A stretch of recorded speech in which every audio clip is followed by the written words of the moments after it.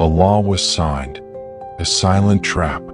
No man in the kingdom was allowed to pray to any god except the king for 30 days. It sounded simple. It sounded harmless. But it was designed to destroy one man, Daniel. Daniel was not loud. He was not rebellious.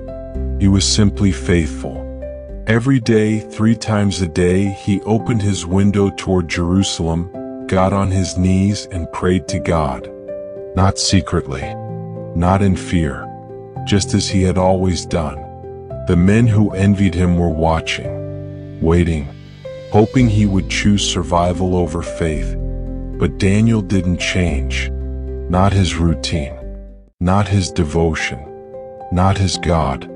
They caught him, accused him, dragged his name before the king. The king was troubled. He respected Daniel, trusted him, even planned to raise him above everyone else.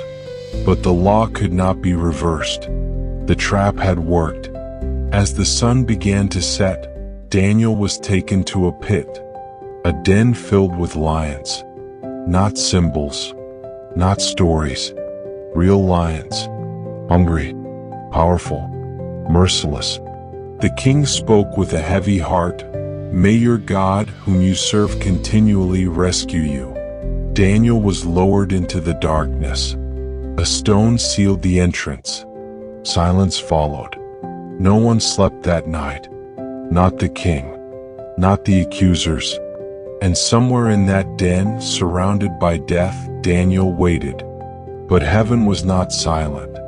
God sent an angel. In that dark place where fear should have ruled, something supernatural happened. The lions did not attack. Their mouths were shut. Their power was restrained.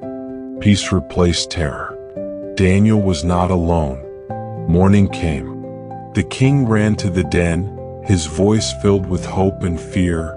Daniel, servant of the living God, has your God been able to rescue you? From inside the darkness, a voice answered, Come, alive, unbroken.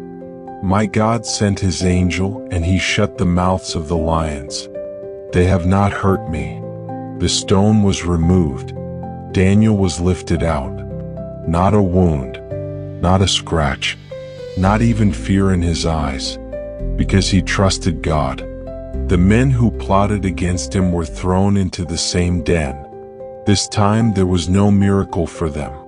The lions showed their true power. The king stood before the kingdom and declared that the God of Daniel is the living God, eternal, powerful, unshakable. This is not just a story about survival.